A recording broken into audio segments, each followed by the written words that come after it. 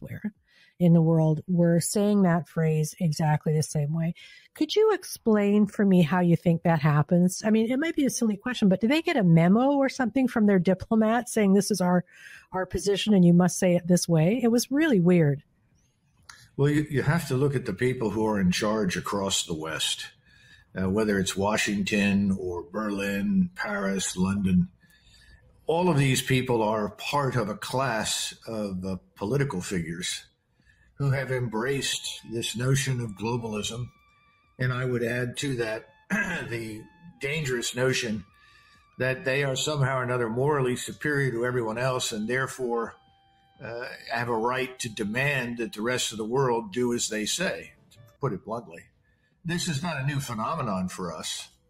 We've been through this sort of nonsense before. The easiest example I can come up with is, of course, Vietnam, where we embarked on what we insisted was this morally justified crusade to throw back the forces of communism. Of course, we today don't talk about that, but we had someone else named John F. Kennedy who told everyone we should be prepared to bear any burden, to go anywhere and fight anybody in the name of freedom and democracy for the whole world. Well, that leads directly to Lyndon Baines Johnson, who then subsequently tells us we have to fight the communists in South Vietnam or we'll be fighting them in Los Angeles. Of course, a little later on in Iraq and Afghanistan, we heard people say the same things. If we don't fight the Islamists here, we'll be fighting them in the United States. And now we're hearing something very similar, that if we do not fight the evil Russians who are bent on conquering Europe, which of course is a lot of nonsense, then we'll eventually have to fight them in Poland and Germany and perhaps even here. This is the sort of thing that people that know nothing at all about what's happening will eagerly ingest and believe unless there is a counter narrative. And what's happened this time, in contrast to the Vietnam period, is there is no counter narrative. Yeah. I mean, the media is universally controlled by the same people who control your governments, control the financial markets, and entertainment. They are all part of the same class, and they are committed to this sort of Trotskyite vision of the world where there's perpetual revolutionary war to advance their aims. This is the truth of the matter is none of us share their aims. We're not interested in homogenizing the world and turning it into some sort of Sovietized entity. I mean, a lot of people talk about these leaders as fascists. I think that's very misleading. I think, in fact, you're talking about this Trotskyite mentality that says we're going to erase borders. We're going to destroy national identity. We're going to eliminate individual cultures. We're going to forcibly homogenize the world, create new people. The notion that, people are fungible. And this is all bound up with a very strong atheist creed, that there is nothing beyond this world. And therefore, what we do is ultimately irrelevant if we do it in the name of what we say is good and moral. And that's defined by these globalist views. That's the best way I can put it. But as long as you have a media that is 100% on board with these aims, how do you get it? How do you get an alternative view of the world? You've got to go search for it. You've got to go on to alternative media. People have to listen to people like you, Trish, and others in the United States who are unwilling to broadcast this sort of uninterrupted flow of lies and fiction. That is really well said, because especially the point where you talked about this homogeneity that they're looking for, and maybe it's just because I'm a person of a certain age, right? I'm old. And I see various national identities slipping away in the face of this kind of monolithic globalism. And if you fight back against it, you're considered a far right populist racist, right? That is the script now. If you say, well, I would like to protect a little bit of this part of Canada or a little bit of this part of Germany or England, whatever, right? That's not allowed. It's actually a bad thing. And it frightens me because I feel that a world I knew so well is now slipping away, and I have no control over that at all. None. Well, you recall that I was involved in the events that led ultimately to our intervention, first in Bosnia-Herzegovina, and then subsequently to the Kosovo Air Campaign. And I remember sitting across from members of the Clinton administration and their State Department and listening to people say, well, there's no difference between Croats and Serbs and Slovenes. That's all nonsense. Or Muslims. All these people are essentially the same. Their languages aren't that different. Their cultures are, they're really all the same. And I looked at this person and I said, well, you're certainly free to think that, but the people that live here don't share your view. The Serbs actually think they matter. They actually think their way of life, their culture, their religion, their language matter. So do the Croats. So do the Muslims. And it was interesting during the Dayton talks that there were all of these efforts to try and persuade the United States that its forces and the forces of Great Britain and France should all join together to force all of these people that had just fought a very bloody civil war to reintegrate and live with each other. I mean, can you imagine anything more bizarre? Well, Ambassador Holbrooke was in charge of the talks, and ultimately Holbrooke came to the right conclusion: that's an impossibility. Can't be done. And we don't want to fight another war for 20 years, forcing people to live with each other who don't want to. And so you came up with an imperfect solution, but one which essentially assigned the Croats, the Serbs, and the Bosniaks, or Muslim Bosniaks, their respective tribal homelands. And as a result, we did eventually get peace, and it's held up reasonably well. We never thought it would hold up for as long as it has, to be blunt. Then we went through the same sort of nonsense in Kosovo. We're going to force these Serbs, and they're going to eat this, and that's the way it has to be, and this is the new world. And they would talk about diversity, but Trish, it had nothing to do with diversity. I'm a big believer in diversity. I always loved Europe because Europe was so diverse. It was a fascinating place. It was endlessly interesting to me. These people are not about diversity. They're about homogenization. Yeah. And it's very destructive. It's not going to work. It won't work in Ukraine. It's not going to work with the Russians. Russia is an ethno-based state.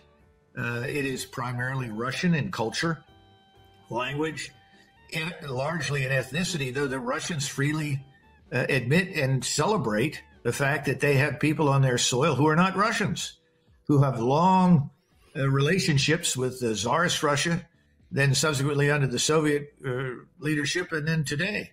So that's why you have thousands of people from Chechnya, other parts of the Caucasus, Tartars from places that we don't even know in the Urals and in Siberia, all of whom have flocked to fight shoulder to shoulder with the Russians for their common homeland. So, this is a very dangerous thing that we're involved in because it hasn't worked. Hasn't worked anywhere. I don't think it will. But no one will stop. This narrative is deeply rooted in Washington, D.C. By the way, I can't imagine anybody in Canada going to war to stop the French from speaking French or from celebrating their origins, their culture, their way of life. I mean, that's part of Canada, is it not? Well, it took a minute for us to figure it out, but yeah, now it's entrenched. And I remember when we were being encouraged to speak French by law. I mean, that's how old I am. And of course, my father was completely against it. He didn't understand it, but there was a bit of a scuffle. But now that it's here, everyone loves being this bilingual and bicultural country the way we are. It takes a minute, for people to sort of get it. But now that we've got it, we love it. Let me ask you this question about, because you alluded to it, about what the alignment is now. Globally, what is the alignment? China is now backing Russia vocally. Is that correct? I think it's important to understand a couple of things. Of course, that the Chinese recently submitted a peace proposal. I actually didn't know that. I did not know that. I didn't know that. They submitted a peace proposal, and it was summarily dismissed by Washington, out of hand, as well as London. Absolutely not. Oh. And the keystone in this edifice was, first and foremost, let's have a ceasefire. Let's halt along the lines of contact where we are. Let's hold talks. And then some discussion of potentially changing boundaries and so forth. Well, all of this was dismissed out of hand. We clung to this fiction that the boundaries created by Khrushchev back in the 1950s and his predecessor Lenin were somehow or another meaningful. No one was willing to do what needed to be done, which is to look at historic Ukraine and historic Russia, to look at where the people in these countries lived. And then, of course, the Ukrainians that took over in 2014, the people that we installed decided that they were going to Ukrainianize everyone inside their borders. Well, when you have almost a third of your population that is Russian in culture and language, and you say you can no longer be Russian in culture and language, if you want to live in this country, you have to embrace Ukrainianization, what kind of a response do you think you're going to get? A very negative one. Well, the Chinese simply said, let's stop, let's talk, let's review all of this. But we wouldn't even touch it. Well, at that point, if you're Chinese and you recognize that the Americans and the British in particular will have nothing to do with you, then you say, well, I suppose at this stage, I really do need to support the Russians, because clearly if the West is successful, though it seems very unlikely, in destroying Russia, we are probably next on the menu. And I think that's what's happened. The Chinese have decided that. Now, keep something else in mind, that from the very beginning of this conflict, Putin in particular and his government have been very sensitive to the views of the war held in places like Latin America, Africa, the Middle East, South Asia, and Southeast Asia, as well as China and Northeast Asia. And he has bent over backwards to ensure that whatever the Russians did, they minimized collateral damage, and they proceeded cautiously and slowly with the goal of minimizing human losses. In other words, the Russians have behaved in exactly the opposite way that the Ukrainians insist. On the other hand, the Ukrainians have really prosecuted terrible crimes against the Russians, terrible atrocities. Well, my point is that Putin looks at the rest of the world beyond Europe and the United States and says it matters. And indeed, he's right. It matters very much what people in India, what people in China think, what people in Japan think, what people in Central Africa think. He's sensitive to that and has moved very intelligently to ensure that he holds some credibility there, but more important, that he holds their loyalty, at least in terms of opinion. And I think that's worked very well. We don't seem to care. And we keep telling everybody the whole world is with us. Well, nothing could be further from the truth.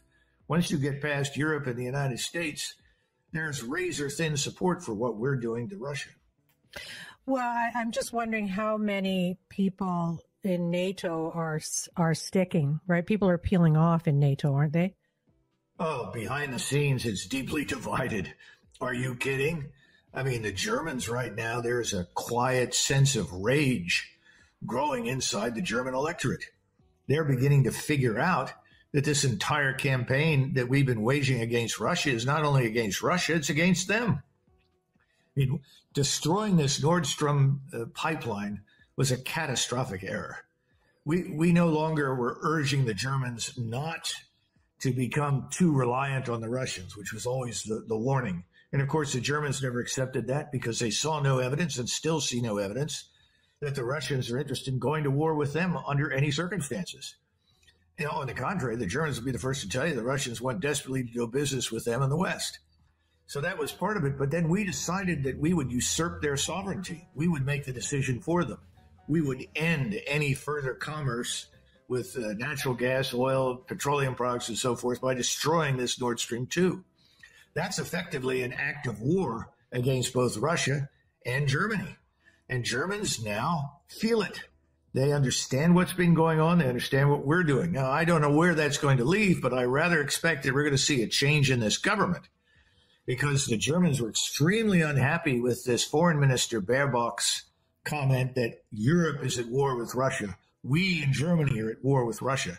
The average German is horrified at that prospect, looks up and says, have you lost your mind? Just as most Germans question the wisdom of sending German military equipment to be used by Ukrainians to kill Russians, especially in view of the experience during World War II. So to say that NATO is more united and cohesive than it's ever been is sheer unadulterated nonsense. What the United States still has going for it is that, first of all, we have the financial system in our grasp. People don't want to be punished and cut out of global transactions because we decide we don't like them. But that's starting to ebb, and we're starting to see more and more Europeans behind the scenes say we've got to come up with a solution to this war, because it's very obvious Washington and London will never, ever sign up. You know, just listening to you talk, I was thinking of a show we did just very recently on East Palestine. And I covered a lot of environmental disasters, big ones, and Exxon Valdez and Love Canal, a bunch of other ones. And, that is going to be a sacrifice zone. They're not going to be able to fix that problem anytime soon for those people. And it's just, I almost get emotional about the idea that Ukraine is getting, what is it now, $100 billion or something? And these lovely working class American people are getting, they have to watch that happen. And I almost feel like Biden and Trudeau here, and maybe Rishi too a bit, are trying. It's almost like they're trying to provoke something within their own people. I mean, how long can people in the West suffer and struggle with prices and supply chain and all the shit left over from COVID while they shovel money and military hardware overseas? I mean, it's hard to fathom how long this can go on. Well, it's going to be difficult to sustain it for much longer because our financial condition is very weak. We don't have the manufacturing base we once did. So the notion that we can rapidly recover from the economic downturn that we're in the middle of is fundamentally misleading. Everybody points to, well, look what we did when we came out of the Depression. Well, we had millions of people unemployed, something between 20 and 25% of the population. But we still had a huge manufacturing base. We had idle factories. We had vast areas where people could get labor, where they could go back to work. Right. We don't have that now, Trish. And in addition to everything else you mentioned, we brought in over the last year at least 2.5 to 3 million illegals. We haven't even begun to work on the larger plan of what do we do with the people that are already here in the United States who can't find work, or if they do find work, it's inadequate. It's not a living, and you can't just raise the hourly wage and say, okay, now you're being paid much more, because we face inflation, and that is not going to rapidly dissipate. Although we may actually go into a period of deflation, which in many ways is worse, depending upon how things go the next few months. But the bottom line is that there's something else very sinister, and that is that there is this view that the American population, its core population, which is overwhelmingly white, and I would also add African, because the black population in this country has been here as long as the white population, that population deserves to be mistreated.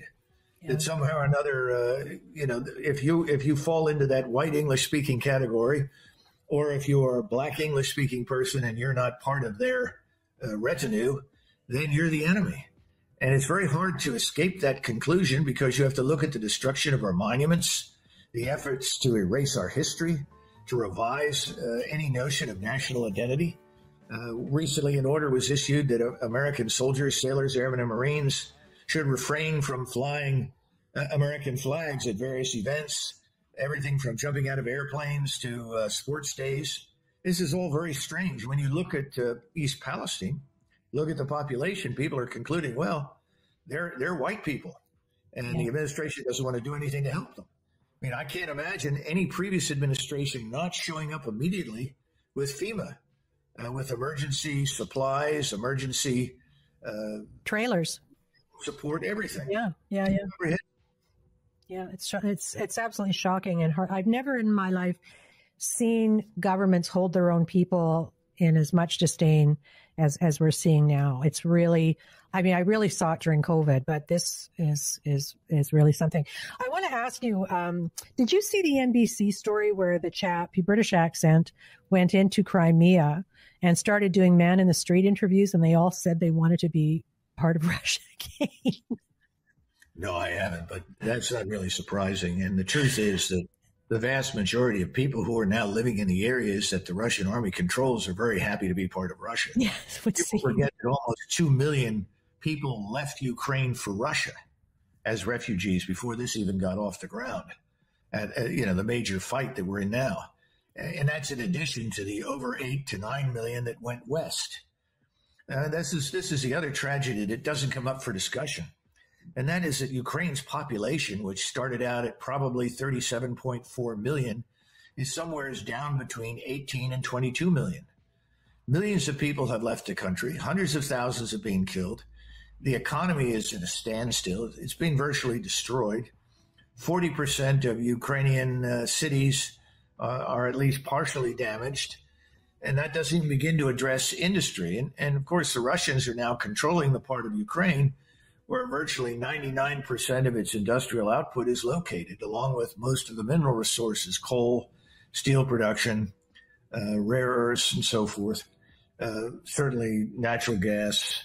In fact, the natural gas field under Ukraine and Western Russia is thought to be larger at this point than the natural gas field off the coast of Norway, which would make it the largest in Europe.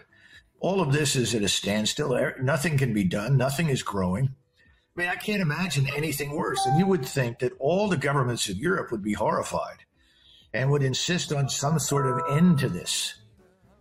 But there's none whatsoever. Well, I guess the next big check is going to be for a rebuild, right? There'll be nothing left. It'll be a smoking, deserted ruins, and then America and the rest of us will be, asked to give yet more and more to rebuild this country that nasty old Putin destroyed. I mean, it's incredible to me.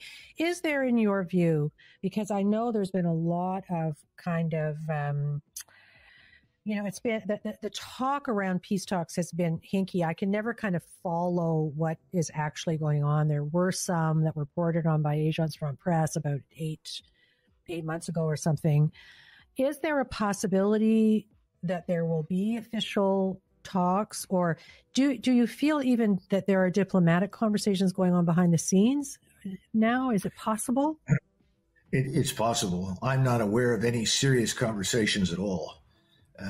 To go back to your previous point about rebuilding Ukraine, there's supposedly a plan to spend $345 billion rebuilding Ukraine. And of course, that money is supposed to be laundered through or filtered through, however you want to put it, BlackRock and Goldman Sachs and all the usual suspects who can't wait to get their hands on Ukraine's meager resources and ultimately are behind the attempt to bring down Russia and take all of Russia's resources.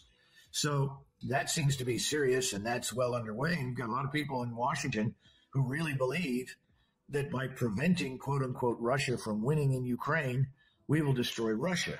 I don't see any evidence for that.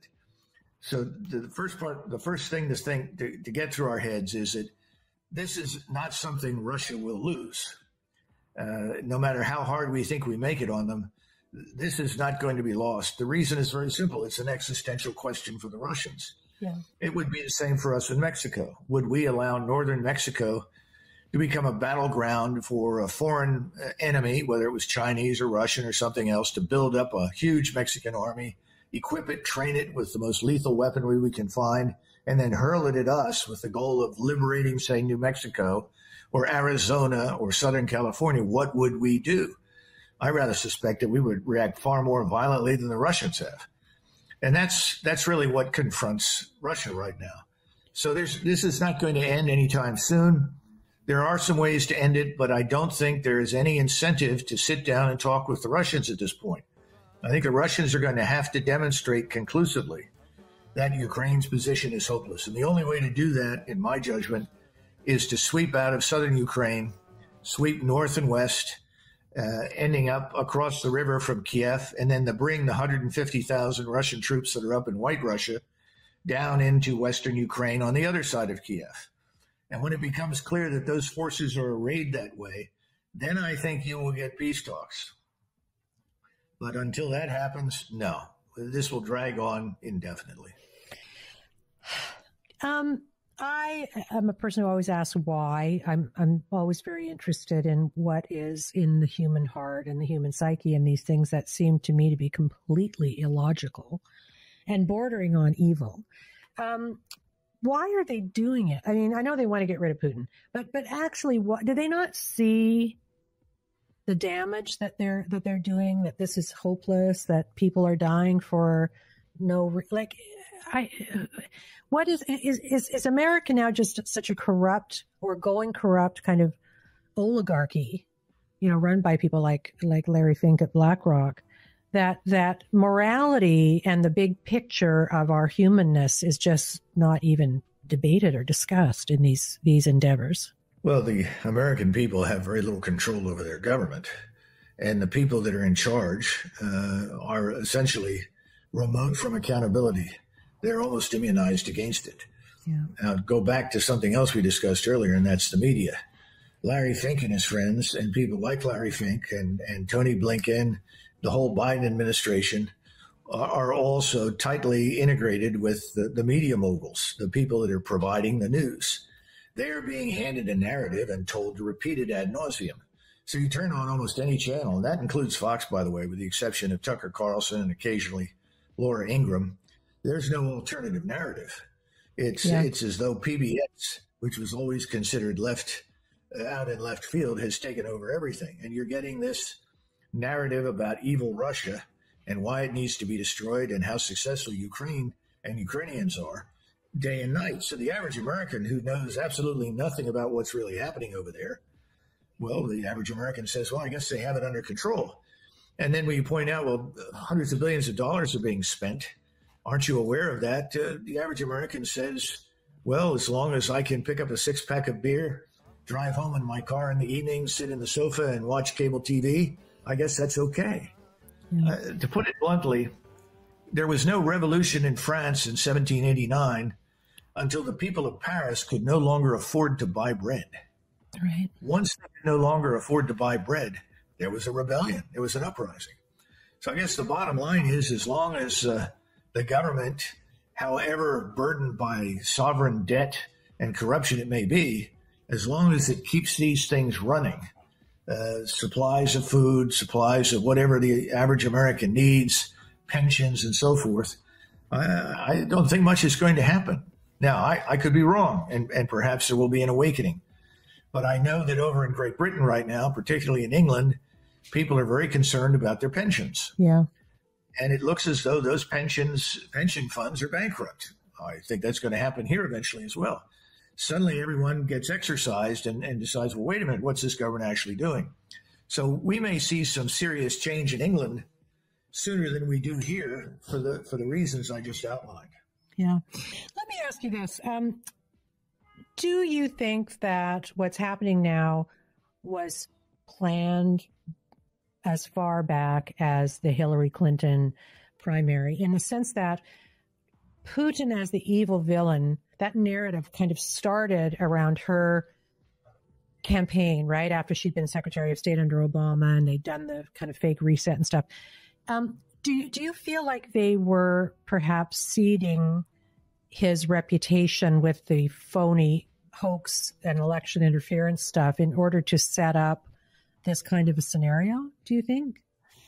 It could be. I'm not somebody who explores these conspiratorial matters, but it's not impossible. I know that George Soros, who's an exceptionally brilliant and talented man, by the way, wrote a paper a long time ago talking about the potential utility of East Europeans in a future war with Russia, saying that the West Europeans won't fight, but the East Europeans will, and that'll be our means of destroying Russia, destroying the government there, and effectively, forcibly, quote unquote, globalizing it, integrating it into the world that the people in Washington and London and New York City think they control. And right now, that's not an unreasonable assumption that they control it. But that doesn't mean that they'll always control it. And they have, I think, already misjudged a number of things, one of which is Russia. I think they really believed that it was weak, could be steamrollered, bullied, and pushed at will. And that's not being the case. It's not going to be the case. In fact, the Russians are prepared to fight for 30 months if it's necessary to win this war in Ukraine. I don't think we are, by a long shot. Doesn't say much for America's statecraft and spycraft right now, does it, if they're misjudging Russia in that way? Do they get caught up in their own propaganda? Is that what happens in those rooms? I think there's lots of that. I'm not sure our statecraft was ever all that great. We've had ups and downs. We've never had a true class of professionals.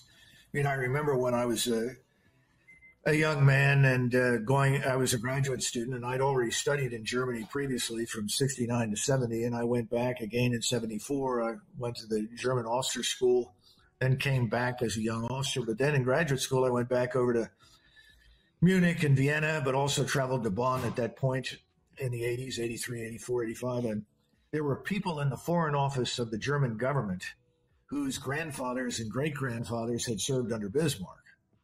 In other words, there was a legacy of experience And these people were highly trained. Their command of foreign languages was stunning. The only man that comes to mind right now who would fall into that category is Lavrov. I had the opportunity to sit and have lunch with him. I was in there with 11 other people. I did not say anything. There were other people who were sitting there who are part of this globalist cabal who tried to take him on and failed miserably because the man is brilliant and handled all the questions very effectively. He is of that quality, and I think there are more like him behind him. But on the whole, we don't have any feel for this. And in fact, there's a famous former ambassador to Saudi Arabia and China who's exceptionally brilliant and someone you should talk to named Ambassador Chaz Freeman. Okay. And Chaz Freeman likes to say that we Americans lobotomize our government every 4 years. In other words, the new president comes in, whoever was there is out, and a whole new slate of people show up with an entirely new agenda, completely disconnected from the past. I think he's right. I think we've been going through that for many, many, many years. And the American people have grown tired of it, but they don't know what to do about it. And unfortunately, our notions of liberal democracy are not supportive of the kind of continuity that we in the world need. Yeah, the only one who seems to stick around is Victoria Nuland, right? I think she's still in there causing trouble. You had to bring that up and ruin my whole day.